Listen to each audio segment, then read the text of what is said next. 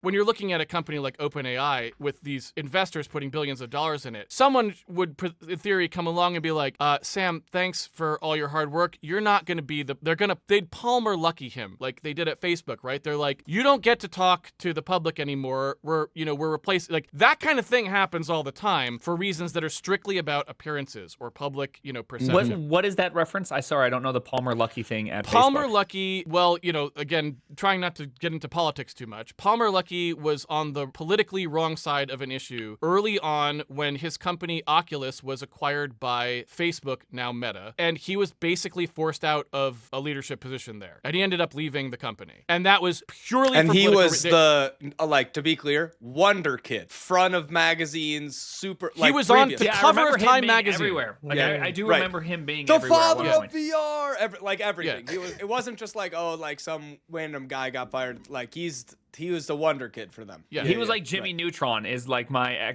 expectation of him. Well, whatever you think about him, he got forced out. Yeah. Right? He did not voluntarily decide to leave Right. Facebook and their VR division because he just wasn't feeling it that day. He was forced to leave the division that he was, that was his entire thing he wanted to do. Like, this was a Right. thing that he started in his bedroom doing, right? He wanted to see if you could use phone displays and stuff like that to produce a real VR headset. Now was the technology ready, right? And here he was getting the opportunity to do that, and he got forced out for political reasons. So something as simple as that, you can force someone out. They're not forcing Sam Altman out. Nobody's telling Dario to keep his mouth closed, right? Like, I that's wish not they happening. would. My question was, why? This is what I was asking. I asked him, I was like, why? Like, what's going on there? Because surely the investors realize that it's better for this, right? And what he said was possibly somewhat convincing, actually. What he said was they have two choices, is what he said to me. One is they garner public support, or the other is they garner investor support, and they went with investor support. And what he meant by that was